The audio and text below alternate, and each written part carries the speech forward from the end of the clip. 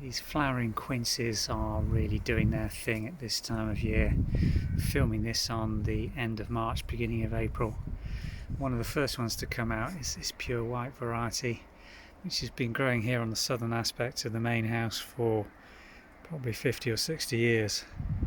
It forms quite a woody upright shrub which has to be pruned quite vigorously back and trained if you're growing it as this one is against the flat of the house.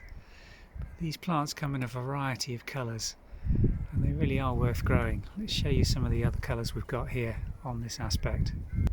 This little peachy apricot one is particularly pretty.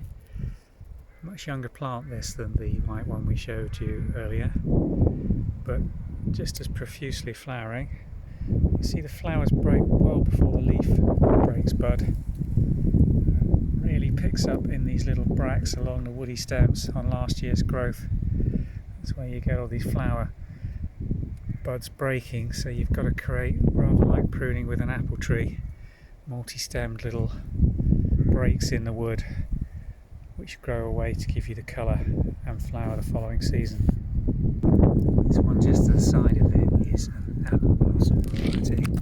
You see this one, there's just one opening there where it's got a pink outer and a creamy white flower that opens up to be almost white continuously. This again has been planted here, if I go down to the stem to show you, probably 60 years. Really slow growing, long and well established shrub. Again, all the flowers breaking on the last season's woody growth. This will flower beautifully over the next week to 10 days. And this is the last version I've got to show you growing here in this mid-Norfolk garden. It's beautiful deep red. Just look at the colour on that, if I can get it in focus for you. Lovely, rich, pure colour on that bud, both in the opening stages and as it opens into a full flower.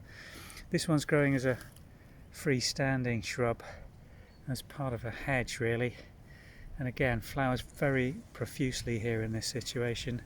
It's under dappled shade in the latter part of the day, but these really do enjoy a full sun position and a moist soil. Easy to grow, long-lived.